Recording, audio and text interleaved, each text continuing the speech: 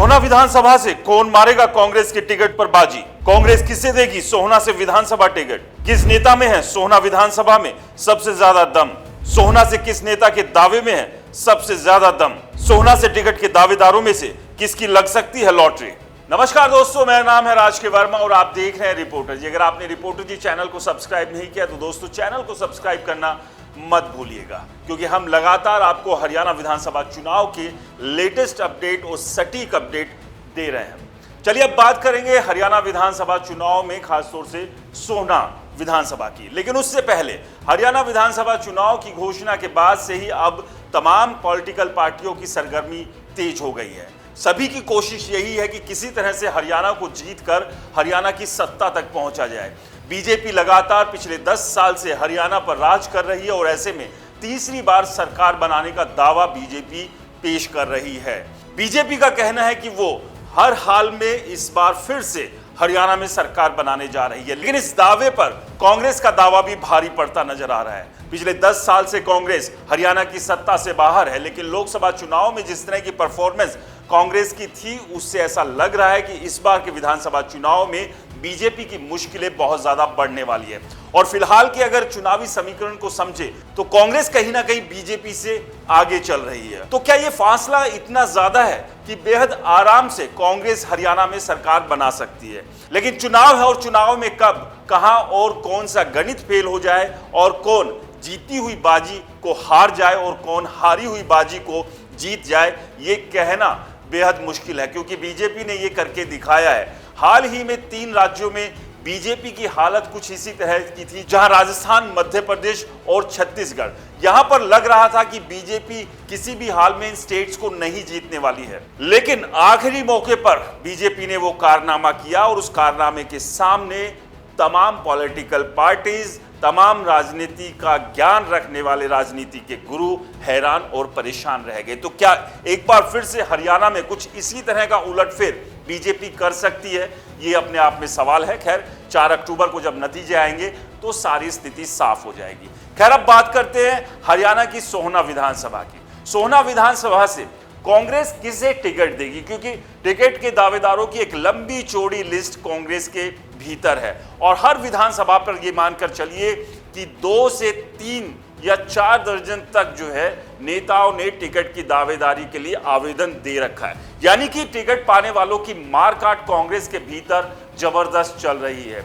हर किसी को कांग्रेस की टिकट चाहिए, क्योंकि कहीं ना कहीं हरियाणा में इस वक्त कांग्रेस फेवरेट नजर आ रही है। तो अब सवाल यह है कि सोहना से कांग्रेस की टिकट के लिए किसके दावे में कितना दम है? क्योंकि कांग्रेस हर हाल में ऐसे उम्मीदवार को चाहेगी जो उसे सोहना से सीट जिता दे, क्योंकि यहां पर सबसे बड़ी बात यही है, कांग्रेस हो या बीजेपी, एक एक सीट पर ऐसे ऐसे उम्मीदवारों को ढूंढा जा रहा है जो जिताऊ है।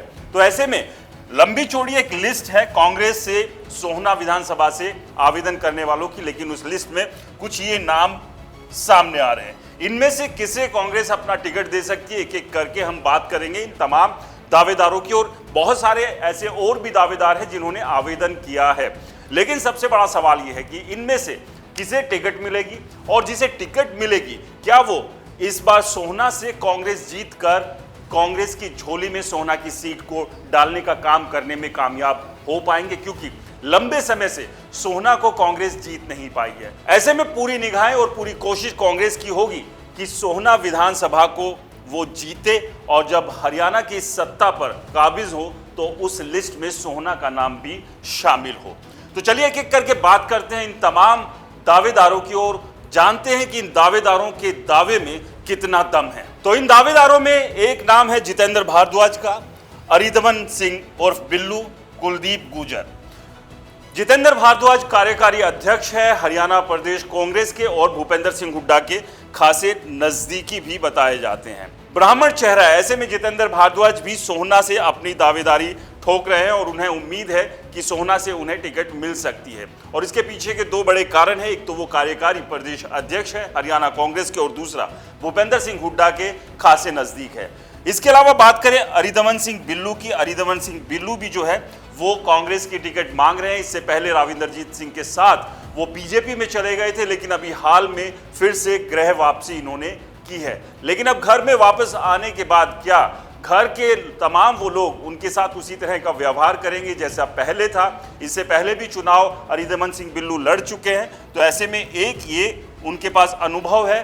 तो क्या अरिदमन सिंह बिल्लू जो कि एक राजपूत चेहरा है उस पर कांग्रेस दांव खेल सकती है? इसके बाद युवा चेहरे के तौर पर कुलदीप गुर्जर का नाम भी है। कुलदीप गुर्जर भी लगातार सोहना विधानसभा से तैयारी कर रहे हैं, लोगों के बीच जा रहे हैं और इनका दावा है कि एक युवा चेहरा होने के नाते उन्हें टिकट मिलनी चाहिए। इसके अलावा कुमारी शैलजा के भी बेहद नजदीकी कुलदीप गुर्जर बताए जाते हैं। तो ऐसे में कुमारी शैलजा क्या कुलदीप गुर्जर के लिए टिकट की जोर आजमाइश कर सकती है? क्योंकि भूपेंद्र सिंह हुड्डा खेमा और दूसरी तरफ कुमारी शैलजा खेमा टिकटों के बंटवारे को लेकर अपनी दावेदारी मजबूती से ठोक रहे हैं और कोशिश इन दोनों नेताओं की यह है कि अपने समर्थकों को ज्यादा से ज्यादा हरियाणा विधानसभा चुनाव में टिकट दिलवाए। तो ये 3 नाम है, इसके अलावा भी और नाम है, उन पर भी हम बात करते हैं कि वो और कौन कौन से नाम है और उनके दावे में भी कितना दम है। इसके बाद अगला नाम है शमसुद्दीन का। शमसुद्दीन जो है एक मुस्लिम चेहरा है और एक अच्छी खासा वोट बैंक मेव का भी इस सोहना तावड़ू विधानसभा में है। तो ऐसे में शमसुद्दीन भी जो है उसी के आधार पर अपनी दावेदारी इस विधानसभा से ठोक रहे हैं। इससे पहले शमसुद्दीन ने चुनाव लड़ा था लेकिन वो चुनाव हार गए थे। तो ऐसे में क्या कांग्रेस एक मुस्लिम चेहरा होने के नाते शमसुद्दीन पर भी दावा खेल सकती है? इसके बाद बात करते हैं रोहतास खटाना की। रोहतास खटाना कांग्रेस में नहीं है, अभी कांग्रेस इन्होंने ज्वाइन नहीं किया, लेकिन चर्चा यह है कि वो कांग्रेस ज्वाइन कर सकते। ऐसे में अगर रोहतास खटाना कांग्रेस ज्वाइन करते हैं तो क्या उनकी दावेदारी सबसे ज्यादा मजबूत हो सकती है? क्योंकि लगातार ये भी सोहना तावड़ू विधानसभा में सक्रिय है और गुर्जर चेहरा है। जिस तरह से कुलदीप गुर्जर भी जो है एक गुर्जर चेहरा, क्योंकि अगर गुर्जर वोटर्स की बात करें तो उनकी भी तादाद अच्छी खासी है। इसके बाद वशिष्ठ गोयल जो कि बनिया बिरादरी वैश्य समाज से आते हैं, नवजन चेतना मंच नाम से एक संगठन जो है वो लगातार चला रहे हैं और उसी संगठन के तहत वो लगातार सामाजिक काम कर रहे हैं और इसी के आधार पर वशिष्ठ गोयल ने भी कांग्रेस पार्टी से आवेदन किया है। अब इसके अलावा और भी कई नाम हैं, उन पर भी चर्चा कर लेते हैं कि उनका जो दावा है वो कितना दमदार है और ऐसे में कांग्रेस इन तमाम नेताओं में से किसको टिकट देकर यानी कि उनकी लॉटरी निकालकर उन्हें चुनाव के मैदान में उतारने का काम करेगी। इसके अलावा आगे बात करें तो रोहताश बेदी, प्रदीप खटाना और सतबीर पहलवान, ये तीनों नेता भी कांग्रेस के टिकट पाने की दावेदारी की कतार में शामिल है।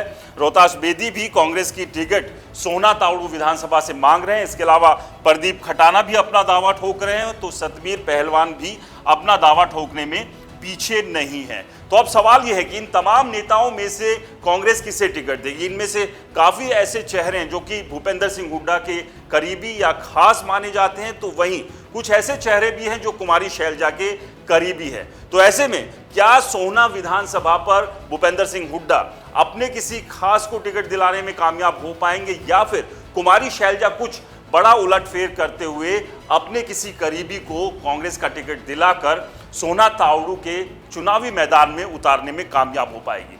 आपको क्या लगता है हमें कमेंट्स कर जरूर बताएं और रिपोर्टर जी चैनल को सब्सक्राइब नहीं किया है तो दोस्तों चैनल को सब्सक्राइब करना ना भूलें, क्योंकि हम हैं हरियाणा की आवाज।